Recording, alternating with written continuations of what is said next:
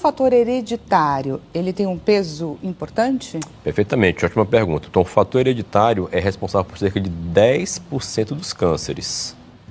90% tem a ver com os fatores que eu acabei de falar. Então, a questão hereditária é pouca, né?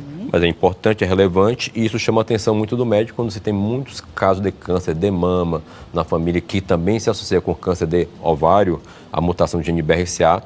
O médico ele deve ficar atento a pedir testes genéticos quando se preenche os critérios, na perspectiva de buscar essas mutações genéticas hereditárias, né, que são transmitidas de pai para filho, mãe para filho, e a partir daí traçar estratégias de rastreamento mais precoce e mais intenso. Então, se uma mulher tem uma mutação de gene BRCA, que é o caso da Angelina Jolie, por exemplo, esse rastreamento ele começa em torno de 25 anos de idade, enquanto na população em geral, em torno de 40 anos de idade. E a cada mutação genética a gente vai ter uma idade de início desse rastreamento, desse check-up preventivo.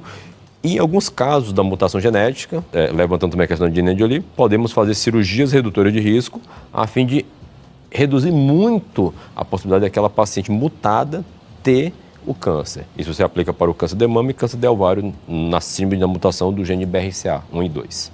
Eu lembro que na época foi bastante polêmica essa questão, não é? Muitas pessoas questionaram essa atitude dela de agir de forma preventiva. Hoje em dia, como que está isso na prática clínica? Está cada vez mais frequente a possibilidade de você fazer o exame. Então, naquele momento, muitas mulheres queriam tirar as mamas, pelo exemplo da Angelina Jolie, pelo medo ou pela probabilidade. Mas, naquele momento, ter um acesso ao teste era muito difícil, porque eram poucos locais que faziam e o custo era extremamente elevado. Hoje, está mais fácil de você fazer e um custo bem mais baixo. As seguradoras de saúde pagam quando tem indicação clínica precisa, a gente fala que está no rol do INSS.